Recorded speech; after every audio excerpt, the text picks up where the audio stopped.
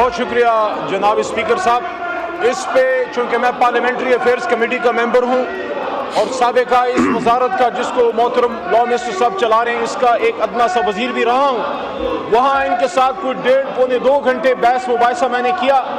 अपने नुकात जो वहाँ रखे आपके सामने रखता हूँ और इस हाउस के सामने भी, और उसके बाद आप फैसला कीजिए कि क्या पाकिस्तान की पार्लियामान का ये काम है कि वो अपने सियासी मकासद के लिए एक सियासी जमात पार्लियामेंट को सुप्रीम कोर्ट पे हमला करने के लिए यूज करेगी। पहले मैं अपने कानूनी नुकात सामने रखता हूँ, फिर उस पर पॉलिटिकल 1 मिनट के अंदर बात करूंगा। पहली बात जनाब स्पीकर साहब ये है कि आप कानून साजी प्रोस्पेक्टिव करते हैं। आज अगर हम कोई अमल करें और कानून में वो जुर्म नहीं है, उसको आप आने वाले कल में कानून साजी करके हमें गुजरे कल के किसी अमल के लिए जेल में नहीं डाल सकते। आज अगर मुझे कोई राइट मिल रहा है, मुझे कोई जायदाद में हिस्सा मिल रहा है, कानून के मुताबिक आज मेरा राइट है, तो कल कानून साजी करके आप मुझे उससे महरूम नहीं कर सकते।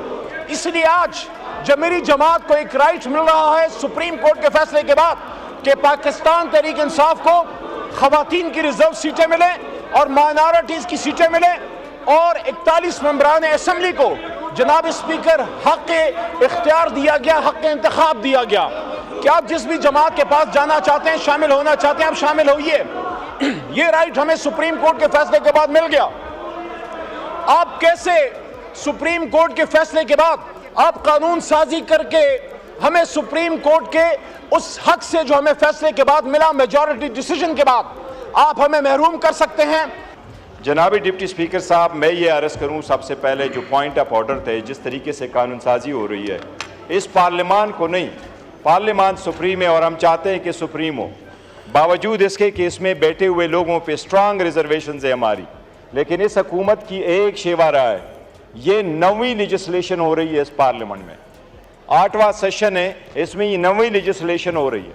ईच एंड एवरी टाइम जब लेजिस्लेशन होती हैं तो आप रूल को सस्पेंड करवाते हैं, आप वन गो में सारी की सारी रिपोर्टें रखवाते हैं, वन गो में पूरा बुल रखवाते हैं और उस पर कभी भी कोई डिस्कशन हुए बगैर आप उसको पास करवा देते हैं। ये इस हुकूमत के मेंबरान से भी पूछे, इनके मेंबरान को भी नहीं पता होता कि ये कौन सी लेजिस्लेशन हो रही है। जनाब स्पीकर, ये जो लेजिस्लेशन हो रही है, ये न सिर्फ रूल्स के ख़िलाफ़ है और न सिर्फ ये कानून के ख़िलाफ़ है, बल्कि ये सरीहन आईन के ख़िलाफ़ कानून साजी हो रही है।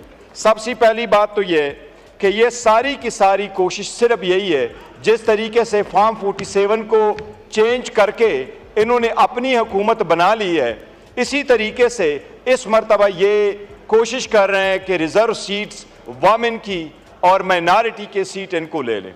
जनाब स्पीकर, 78 सीटें थी हमारी, 78 सीट में 67 सीटें हैं वमेन की और उसमें है 11 सीट्स माइनॉरिटी की। जनाब डिप्टी स्पीकर साहब, उसके लिए हमने 4 एप्लीकेशनें इलेक्शन कमीशन में भिजवाई थी। कानून के मुताबिक हुआ यह था कि जिस वक्त नॉमिनेशन पेपर हमने फाइल किए, वो नॉमिनेशन पेपर के साथ फॉर्म 33 आया। फॉर्म 33 में लिखा हुआ था कि ये सारे कैंडिडेट पाकिस्तान तहरीक इंसाफ के थे। वो सुप्रीम कोर्ट के रिकॉर्ड में मौजूद है। वो जिस वक्त हमने सारे के सारे कैंडिडेट ने अनाउंस किया, नॉमिनेशन पेपर फाइल कर लिए, डिप्टी स्पीकर साहब, उसके बाद एक साजिश के तहत पाकिस्तान तहरीक इंसाफ से निशान लिया गया और सारे कैंडिडेट को आज़ाद निशानात अलाट किए गए। इसके बावजूद कि हरवाने की कोशिश की गई, लेकिन अल्हम्दुलिल्लाह पाकिस्तान तहरीक इंसाफ 2/3 मेजॉरिटी जीत के साथ जीत चुकी है वहाँ 45 के मुताबिक। वो जो फैक्ट्स एंड फिगर हमने आज तक दिए हैं, इनमें से किसी एक एमएनए ने उसकी तरदीद नहीं की। हमने उनको रख करके कहा, इंक्लूडिंग नवाज शरीफ, कि यह सीट आप इस फॉर्म 45 के मुताबिक हार चुके हैं। इवन उनकी तरफ से तरदीद नहीं आई है कि ये मेरे फॉर्म 45 पे मैं जीत चुका हूं। ये आज भी हारे हुए हैं और ये कल भी हारे हुए थे। हमारे उस साइड के एमएनए ने कुछ उम्र की और कुछ रिश्तों की बातें की, थोड़ा सा माहौल उन्होंने बेहतर बनाया, लेकिन 70-80 साल की उम्र में अगर बहुत सारे सियासतदान कब्र में पाँव लटका के खच मारना चाहते हैं और हम नौजवानों के लिए इस तरह की लेजिस्लेशन करना चाह रहे हैं कि नौजवानों के लिए रास्ते बंद हो जाए, मेरा तो ख्याल है कि 8 फरवरी को ऑनरेबल एग्जिट था इन लोगों के लिए, ऑनरेबल एग्जिट करके रिटायरमेंट ले लेते तो शायद बहुत बेहतर हालात हो जाते। लेकिन एनी हाउ सर, असल हालात ये हैं, लेकिन सर असल हालात ये हैं कि सर 1.5 लाख लोग वोट लेकर आए हैं इस ऐवान में। सर उनको अबडक्ट भी किया जा रहा है, उनको टॉर्चर भी किया जा रहा है, उनकी वफादारी बदलने की कोशिश भी की जा रही है, उनकी फैमिलीज को भी टॉर्चर किया जा रहा है। और सर हम यहाँ पे जब आपसे ऐवान में आपसे फ्लोर मांगते हैं तो ऐसे लगता है सर कि कोई भीख मांग रहे हो। फ्लोर यहाँ पे किसी को नहीं दिया जाता। 8-8 करोड़ के सेशन उसके अंदर होते हैं और इतने बड़े बड़े फलंदे जो हैं वो प्रिंट कर दिए जाते हैं, कभी बजट के नाम पे, कभी सेशन के नाम पे।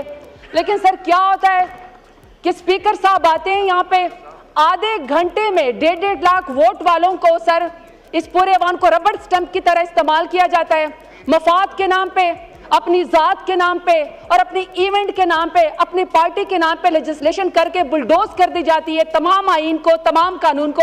और फिर सर उसके बाद एक तरफ आधे घंटे में आइस कह देते हैं, आधे घंटे में नोज कह देते हैं और सर ऐवान वाले मुंह तकते रह जाते हैं कि हम अपने इलाके की कोई बात करें, अपनी फैमिलीज के बारे में कोई बात करें या अपने वोटर के बारे में कोई बात करें। सर यहाँ पे बात करने हमें नहीं दी जाती। स्पीकर यहाँ पे बैठे हुए हों, सर जब वो थक जाए तो यहाँ डिप्टी स्पीकर आप बैठ जाएं, और सर जब वो भी थक जाए तो सर पूरा दिन हम यहाँ पे बैठने को तैयार हैं। पैनल ऑफ चेयर है, तमाम पॉलिटिकल पार्टी के हर सेशन के अंदर पैनल ऑफ चेयर हो जाते हैं। सर मुझे नहीं समझ आती कि आधे घंटे में ऐवान को क्यों बंद कर दिया जाता है और हमारे मुंह क्यों बंद किए जाते हैं, हमें यहाँ पे ऐवान के अंदर क्यों नहीं बात करने दी जाती।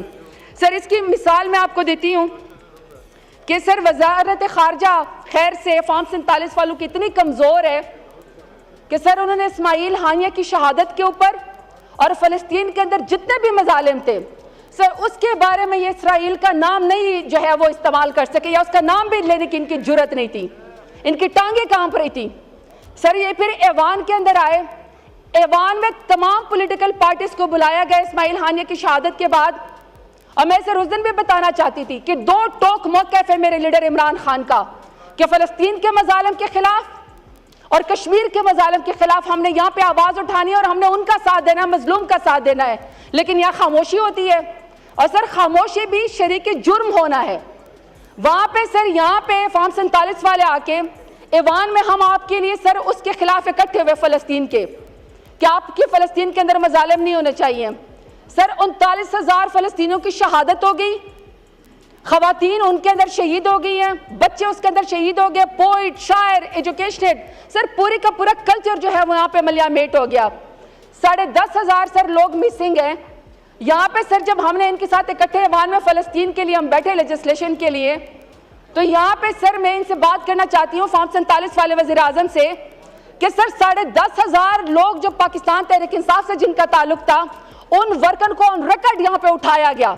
10,500 हमारे कारकुनान को, खवातीन को अभी तक सड़कों के ऊपर घसीटा जाता है, हमारे लीडर को अभी तक इमरान खान को जेल के अंदर बेगुनाह जो है वो डाला हुआ है। बुशरा बीबी अभी तक सर वो जमानत उनको अभी तक नहीं मिलती है। आलिया हमजा को देख ले सर, वो जमानत हो चुकी है लेकिन बलूचिस्तान की जो है वो फोर्सेज आई हुई उनको उठाने के लिए। डॉक्टर यास्मीन राशिद को आप देख लें, कैंसर सर्वाइवर है सर, अभी तक वो बैठी हुई, कोई एक साथ से कोई चीज उनको पर साबित नहीं हुई, लेकिन सर वो जेल के अंदर बैठी हुई है। हमारे सारे कारकुनान सर 24 लोगों का कत्ल तो इनके उसके ऊपर, हमारे 24 कारकुनान शहीद हुए हैं। मकबूजा कश्मीर के और मकबूजा फलस्तीन के तो पाकिस्तान के अंदर इस PDM के PMLN की हुकूमत ने जो यहाँ पे लगा के रखा हुआ है सर, यहाँ पे उसके ऊपर बात नहीं होती है। जनाबे डिप्टी स्पीकर, गुज़श्ता रोज हमारा एक भाई मुमताज मुस्तफ़ा साहब इस दुनिया से तशरीफ लेकर गए, भाग गए, तो हमने उस वक़्त ये बात कही थी और मैंने ये बात कही थी कि हमें अपनी इखलाकी नॉर्म्स को हमेशा याद रखना चाहिए। लेकिन आज इस ऐवान की फाजिल मेंबर जिस नौकरी के ताने हमें दे रही हैं वो बड़ी शद्दोमद के साथ 2.5 साल से वो ही नौकरी सर अंजाम दे रही हैं। आज मुझे महसूस हो रहा था कि एक पॉलिटिकल पार्टी की हमारी काबिल इज्जत बहन, और मैं हमेशा इज्जत के दायरे में रह के गुफ्तगू करता हूं, वो गुफ्तगू नहीं कर रही। आज गुज़श्ता रोज DG ISPR की प्रेस कॉन्फ्रेंस दोहराई जा रही है साहिबान के अंदर। जब बीबी शहीद हुई जनाब स्पीकर, अल्लाह ताला उनकी कब्र पर करोड़ों रहमतें नाजिल करे। हमारे सियासी इख्तलाफात थे, लेकिन मोहतरमा बेनज़ीर भुट्टो की शहादत पर हमने भी पाकिस्तान पीपल्स पार्टी के साथ आवाज़ बुलंद की। लेकिन जो बहन कह रही हैं कि पूरा पाकिस्तान में हमने ये कर दिया, हमने वो कर दिया, तो बीबी की शहादत के बाद जिस तरीके से बलूचिस्तान और सिंध के अंदर और पंजाब के अंदर प्रॉपर्टीज को जलाया गया, एक्साइज के ऑफिसेज का रिकॉर्ड आग लगाई गई, आपके गाड़ियों के रिकॉर्ड को तलब करके उनकी जाली फाइलें बनाकर आज उसी बीबी शहीद की पार्टी के नुमाइंदगान उन गाड़ियों को इस्तेमाल करते रहे। जनाब स्पीकर, ये देखें, मेरी बहन है, मैं उम्मीद कर रहा था कि ये इस ऐवान के माहौल को अच्छा रखेंगी। जनाब स्पीकर, वो पार्टी जिसने मोहतरमा बेनज़ीर भुट्टो शहीद की करैक्टर असैसिनेशन की, जिसके सरबराह के बारे में शहीद बीबी ने यह बात कही कि यह $10 मिलियन उसामा बिन लादेन से लेकर आया है, आज बीबी शहीद की पार्टी उसी डिक्टेटर को डिफेंड कर रही है, आज उसी पार्टी के कायद के साथ बैठी है। ये भुट्टो के नजरिए की बात करते हैं, बीबी शहीद के नजरिए की बात करते हैं। वो नजरिया जनाब डिप्टी स्पीकर दफन हो चुका जब बीबी की करैक्टर असैसिनेशन करने वालों के साथ आप बैठेंगे। और जनाब डिप्टी स्पीकर, जिस इमरान खान की ये बात करते हैं, उसकी कोई प्रॉपर्टी इस मुल्क से बाहर नहीं है।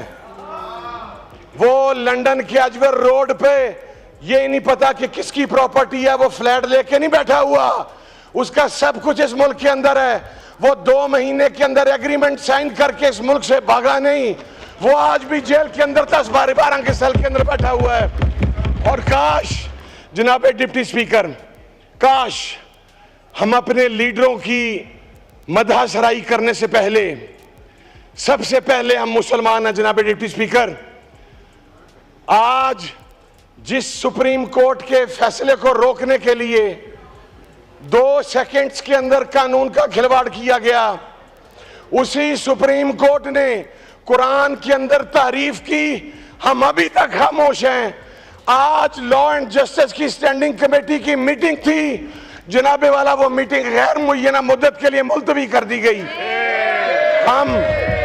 हम पिछली मीटिंग का हिस्सा थे, इनका सेशन था, मैं उसके ऊपर कोई बात नहीं करता, इसलिए कि वो मेरे ऊपर फर्ज है कि मैं उसकी ब्रीफिंग को बाहर लीक ना करूं।